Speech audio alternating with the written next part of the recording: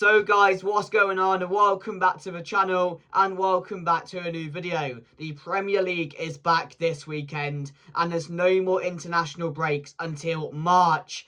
Thank God for that. 4 months of constant Premier League football and we absolutely love it. And it was just my birthday as well and I got gifted this lovely retro 1998 Manchester United shirt. It's absolutely brilliant, isn't it? My girlfriend came in clutch, picked this up for me and I absolutely love it. And it got me really in the mood to get back into Premier League football. And if you guys are as well, then make sure to smash a like on the video. Let me know what you guys think of this. Make sure to share the video and comment your thoughts down below for the game against Everton, leaving your score predictions in the comment section. Can Manchester United make it 6 unbeaten? We've got a really good chance to be back at Old Trafford. David Moyes returning. It's going to be good. Monday Night Football. We absolutely love it. But yeah, let's get straight into the preview. And I just want to start by reading out some outlets for you guys. There's been a lot of news over the international breaks regarding different players. Zirkzee, Kobbie Mainoo, Casemiro, and a load more news regarding Manchester United. So let's get straight into it. And this was from Nath Salt 1, who goes on to say, some of those close to Joshua Zirkzee now feel a crucial opportunity is opening up for the player to make a case for more regular game time. This is coming because, of course, we know going into it and the rest of this month and a bit through December, Sesko is injured and won't be available to play. So this opens up a few different things that Ruben Amorim could do. Of course, Cunha, Mbeumo and Mason Mount could be something you're looking at. Cunha, Mbeumo and Zirkzee is something you could be looking at. So I feel this could be a really good opportunity to try out the combination of Mbeumo, Cunha and Joshua Zirkzee as the front three for Manchester United. That sounds good. I do think those three could link up really well. And on paper, it's quite an exciting thing to think about. So I want to see it in action. And I want to see Joshua Zirkzee given a chance now. He's had a really harsh time of it, you could say, since Ruben Amorim got here. Of course, with Mbeumo and Cunha coming in on Sesko, he wasn't really going to get much game time. But Ruben Amorim still wants to keep Joshua Zirkzee. He's not letting him leave in the January window because he still feels Joshua Zirkzee can play a big part. And of course, if certain players get injured, we still need that depth, and Ruben Amorim does not want to lose that depth and have bigger issues going forward when those injuries do arise like we have now. So it's a perfect opportunity for maybe Cunha to lead the line, Mason Mount to get more game time. As we know, Ruben Amorim really likes Mason Mount as a player and his versatility and how well he can play in this formation. And also Joshua Zirkzee can be given a big chance to prove himself now. So it's a real opportunity for him to make an impact in this Manchester United team and for him to say to the manager, you should be starting me more because I can offer you this, this and this. So let me know your thoughts down below. Joshua Zirkzee, should he be given a chance in the team?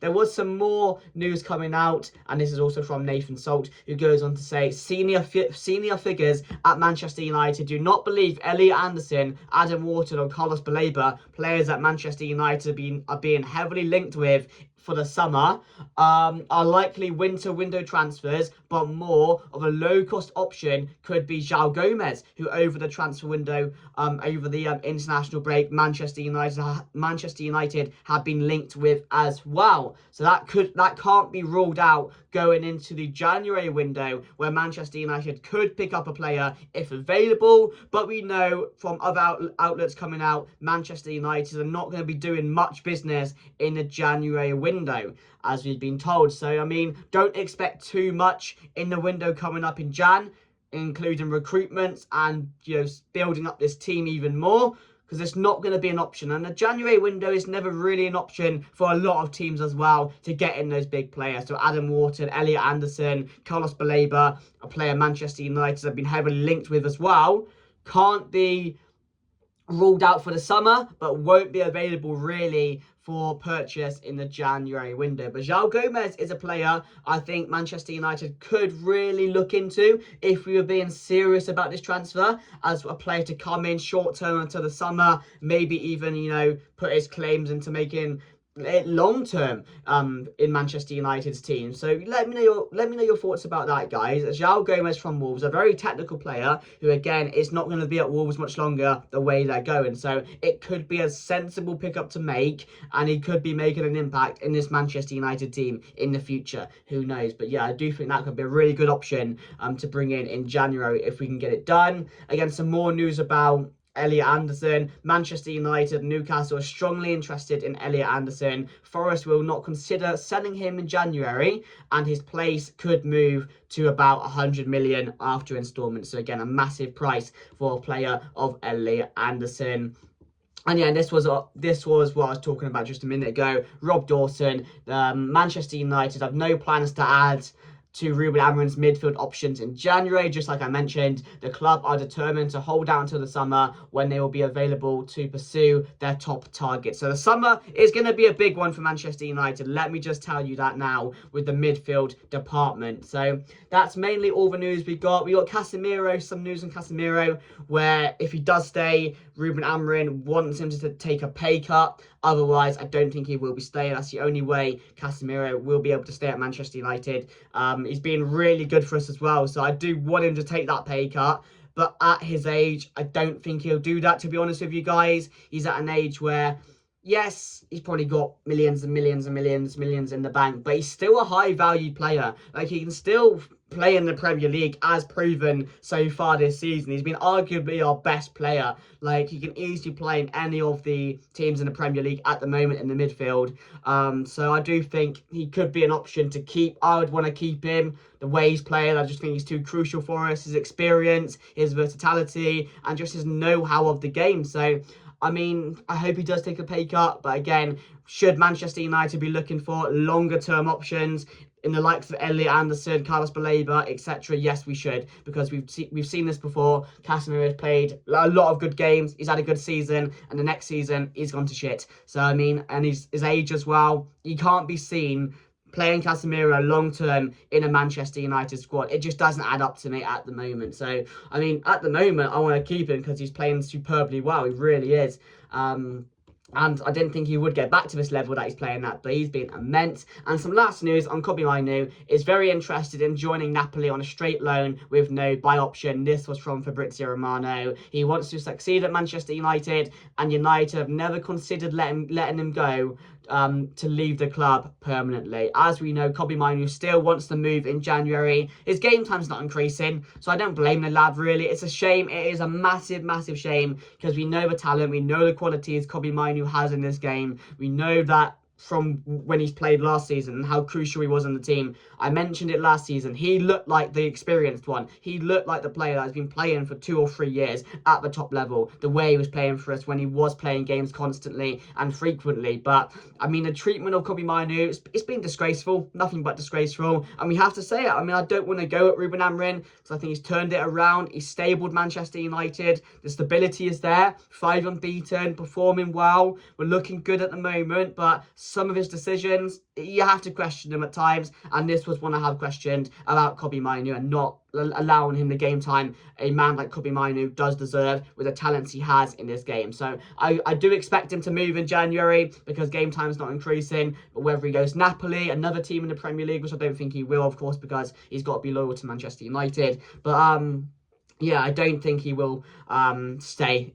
That's the way I feel. I think you guys are going to feel the same because he's just not looking like he's enjoying himself at the moment. But yeah, that was all the news, guys, on transfers and, you know, speculation going around regarding players. But yeah, Monday Night Football, I think we've got 2 Monday Night Footballs in a row, or like 3 and 4 games, which again, because we have no Champions League football, Europa League football, we are going to see more frequently this season. But this is a very interesting game. Manchester United are coming off a decent draw against Spurs.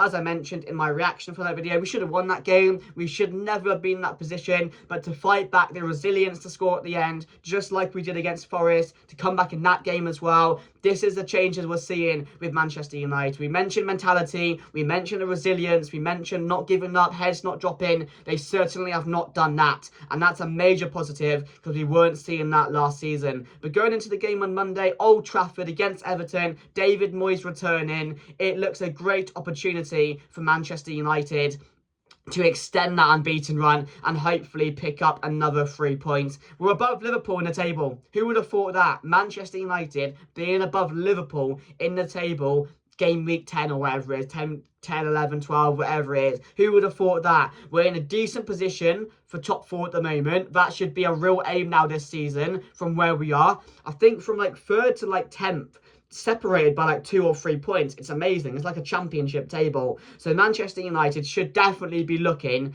to aim to be in that top 4 this season. That has to be our goal. Top 6 I'll take, considering where we were last season. I'm going to take that all day long. But top 4, there's a real opportunity to go and grab there. But we have to keep this consistency up. We have to keep this form up. Confidence has to be kept high, because we know when the shit goes sailing, the players go sailing as well, and they drop their heads. So we have to keep this confidence there. We have to keep going on top, especially games at home. Take the game to teams, because our attack, we can really deal some damage. And Buemo has been fantastic. Cunha had an off game last game, but he's been really good for us. He drives us forward.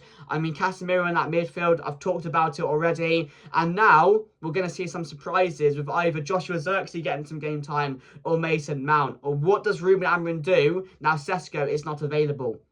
That's the real question. I'm excited to see what he has in his locker as well, because I want to see Joshua Zirkzee given an opportunity, but also I do think Mount deserves one as well. So I think it's really interesting, and the team lineup is going to be very interesting as well. I think we've got to keep the back line the same. I mean, our depth at the back with Diego Dallo is not good. I think Agate's been way off it, and the criticism is very fair at the moment. He just looks like a player which doesn't know what he's doing at the moment, has no clue what he's doing or where he should be in this team. And I just think confidence has just severely dropped with Agate. It's a player that's not worked out. We have to admit that. He's not worked out on the team, and maybe we should be looking to move him on in the summer or even the January window. I just don't think he's good enough to play for Manchester United. But yeah, my team going into it, Lamens, who I've been really, really happy with. I mean, some of the saves he was making against Spurs was just terrific. He's been so good. He's been such a calming presence in the team. So, of course, I'm going to start him. And then I'm going to go with De Ligt, Lenny Yoro, and Luke Shaw, with Patrick Dorgu and Amad Diallo, and fullback Casemiro and Bruno Fernandes. That looks like the midfield. That is going to be basically our midfield for the season at the moment, the way it's going. So those two in the middle, I'm really happy with. Bruno does need to step up. I need to see more. I need to see better from Bruno Fernandes as our captain, and hopefully we will. And obviously the front three, I'm going to go with Joshua Zirkzee, Buemo, and Cunha leading the line. That's my team going into the game, guys. Or maybe even Cunha and Buemo and Joshua Zirkzee leading the line. I'd like to see any of those, so I'm not going to be fussy. I'd want to see Joshua Zirkzee given a chance, though, so that's why he's been in my team. So that's my team going into it, guys.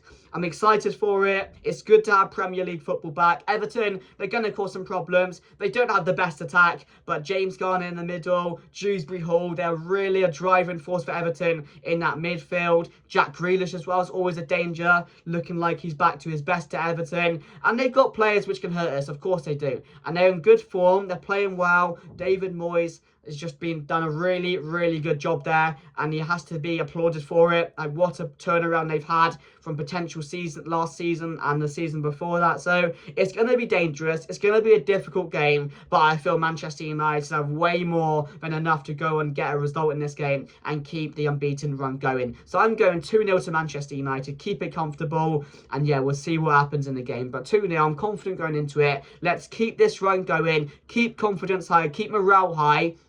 Keep this resilience up as well, because I'm absolutely loving these players. Given all until the 90th minute, until the final whistle is blown. That's how it should be. But yeah, Amad Diallo has really impressed me as well. But yeah, these players are in a good vein of form at the moment, and it's looking like there's more to come going forward. So yeah, thank you guys for watching. Make sure to smash a like, subscribe to the channel, share the video. We're back for 4 months straight on the channel, so it's going to be exciting. But yeah, Everton up next. We go again on Monday. Can't bloody wait.